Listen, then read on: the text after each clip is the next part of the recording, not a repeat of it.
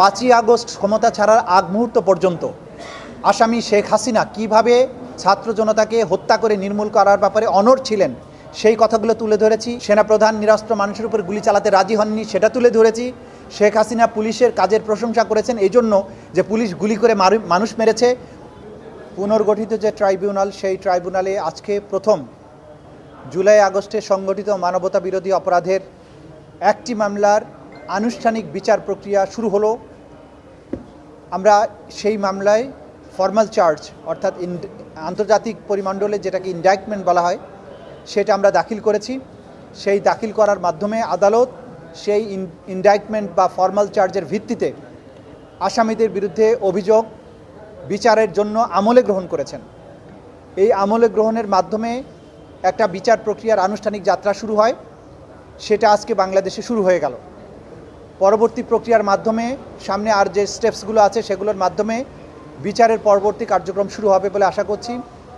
এই পর্যায়ে পর্যন্ত আসার জন্য আমাদের এই ট্রাইব্যুনালের তদন্ত সংস্থা, ট্রাইব্যুনালের প্রসিকিউশন টিমের বিভিন্ন সদস্যবৃন্দ সবাই অক্লান্ত পরিশ্রম করেছেন। আমি চিফ প্রসিকিউটর হিসেবে আমার টিমের প্রতি এবং তদন্ত সংস্থা সকলের প্রতি আমি ধন্যবাদ জানাচ্ছি তাদের এই পরিশ্রম এবং তাদের এই ত্যাগের জন্য। 5ই আগস্ট ক্ষমতা ছাড়ার আগ মুহূর্ত পর্যন্ত আসামি শেখ হাসিনা কিভাবে ছাত্র জনতাকে হত্যা করে নির্মূল করার ব্যাপারে অনড় ছিলেন সেই কথাগুলো তুলে ধরেছি। বিভিন্ন বাহিনীর প্রধানদের সাথে তার কী ধরনের কনভারসেশন হয়েছে সেগুলো তুলে ধরেছি। সেনাবাহিনী তাকে শক্তি প্রয়োগ থেকে বিরত রাখার চেষ্টা করেছে সেগুলো আমরা বলেছি। সেনাপ্রধান নিরস্ত্র মানুষের উপর গুলি চালাতে রাজি হননি সেটা তুলে ধরেছি। শেখ হাসিনা পুলিশের কাজের প্রশংসা করেছেন এই জন্য যে পুলিশ গুলি করে মানুষ মেরেছে।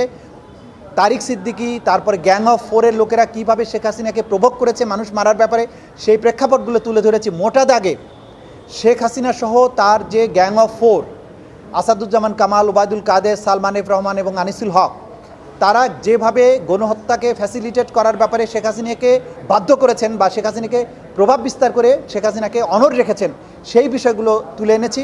শেষ পর্যন্ত বিশেষ করে সেনাবাহিনীর ভূমিকার কারণে তিনি 5ই আগস্ট যে আর গণহত্যা চালাতে পারেননি এই প্রসঙ্গগুলো আমরা আদালতে ডকুমেন্টারি এভিডেন্সের মাধ্যমে তুলে ধরেছি। এখানে তিনি যে আইনশৃঙ্খলা রক্ষাকারী বাহিনীকে লেথাল ওয়েপন ব্যবহার করতে বলেছেন এবং তাদেরকে নিশ্চিহ্ন করার কথা বলেছেন, সেই কথাগুলো রিপিটেডলি এই কল রেকর্ডের মাধ্যমে নিশ্চিত হওয়া গেছে। সেই কারণে এটা দাখিল করা হয়েছে এবং দাখিল করার আগে এগুলোর ফরেন্সিক করা হয়েছে।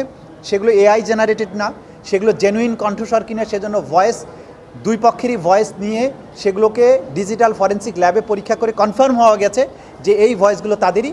এই কারণে এগুলো আমরা দাখিল করেছি এবং এগুলো হচ্ছে তাদের অপরাধ সংগঠনের নির্দেশ দেওয়ার অকাট্য প্রমাণ। চানখারপুলের 6 জনকে হত্যা করার একটাই অভিযোগ। এই অভিযোগে আসামি যে 8 জন তাদের দায় ডিফারেন্টভাবে চিত্রায়িত হয়েছে। কেউ কমান্ড রেসপন্সিবিলিটিতে, সুপিরিয়র রেসপন্সিবিলিটিতে, কেউ সরাসরি নির্দেশনায়, কেউ অ্যাবেটমেন্টে, কেউ পার্টিসিপেশনে, এইভাবে বিভিন্ন রেসপন্সিবিলিটিতে বিভিন্ন ক্যাটাগরিতে তারা আসামি হয়েছেন এবং সেই অনুযায়ী তাদের বিরুদ্ধে সাক্ষ্য প্রমাণ উপস্থাপন করা হবে। আজকে কগনাইজেন্স নেওয়া হয়েছে, তাদের বিরুদ্ধে গ্রেপ্তারি পরোয়ানা জারি হয়েছে, তাদেরকে উপস্থিত করার জন্য তারিখ নির্ধারণ হয়েছে। সেই দিন আসামি যদি সবাই উপস্থিত না থাকে, যারা পলাতক আছে তাদের ব্যাপারে আইন অনুযায়ী যে ব্যবস্থা গ্রহণ করা দরকার, পলাতক আসামিদের ব্যাপারে পত্রপত্রিকা বিজ্ঞপ্তি দেওয়ার বিষয় থাকবে, সেগুলো সেদিন আদেশ দেবেন বলে আমরা আশা করছি।